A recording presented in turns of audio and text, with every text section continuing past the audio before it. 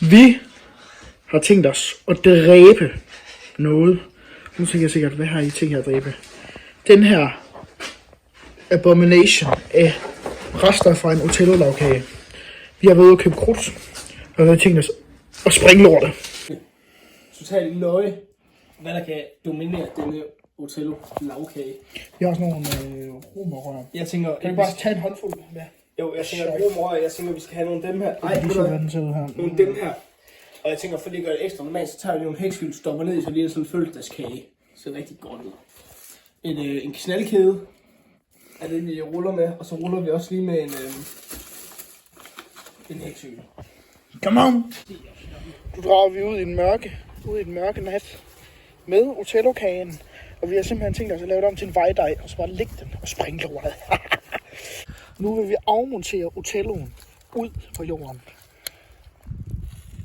Ja. Nej. Og så vi kan se, Det er rigtig ulækkert. så her der har vi lidt marcipan og sådan sager. Så det her det er det, der skal springes. Hvad skal vi starte med at putte den? Altså, nu har jeg også lidt... En knaldkage. Jeg tænker knaldkæden, så laver vi lige sådan rundt om, ikke? Så det er ligesom, den bliver sådan lige... Har så de der bygninger, når de finder bygninger, ikke? Og så det der springer rundt om, det er sådan, det kommer til at se. Vi omringer den med knaldkage, jo, mamma. Det kommer til at ske således. Så bliver den ligesom kvæl, og så lige igennem hullet der, sådan der. Bange. Jeg trækker mig lige lidt, så der ikke er noget, der går i stykker. De er nu døde over Otello.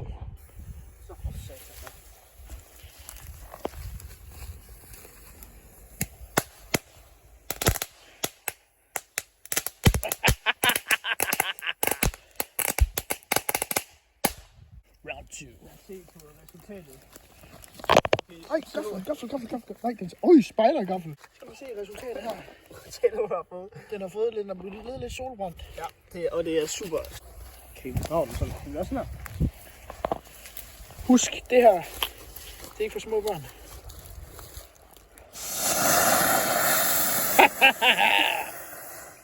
Lort. Round 3. Otelloen brænder. Nu ser den sådan her ud. Lige få en lille update. Næste. En lille bitte heks. Og det kommer til at se således ud. Du har den her. Så gør du bare sådan her. Heksehyl. Nu har vi et sådan en her sag, sådan der skyder sådan nogle ting ud. Ja, jeg tænker, hvis nu vi sætter pres på her, ikke? Så kommer den til at springe ned i kagen. Det kommer til at se således ud. Se hvad han gør. Oh yeah. Det er lidt antiklimatisk. Nej, der sker ting og sager. Så for satan. Jamen i helvede. Okay, måske det er sådan lidt ufedt på en eller anden måde. Ja, det er lidt ufedt. Okay, ja, lige præcis. Så sker der sgu noget. Fortæl den. Øj. Og Mads, han har... Stop! Kan du så stop? Så stopper du.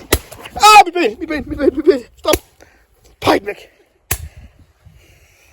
Jeg skulle lige til at sige, at du har flødeskum på røjsen. Satan da. Det her, det er efter updaten. Det var vores affyring på Otello-lavkagen. Jeg tænker, der kommer lige en par 2 i morgen. Går vi lige ud og kigger til tilstanden på det her. Ja, så laver vi også lige en part 2 24 timer efter påskydning. Ja.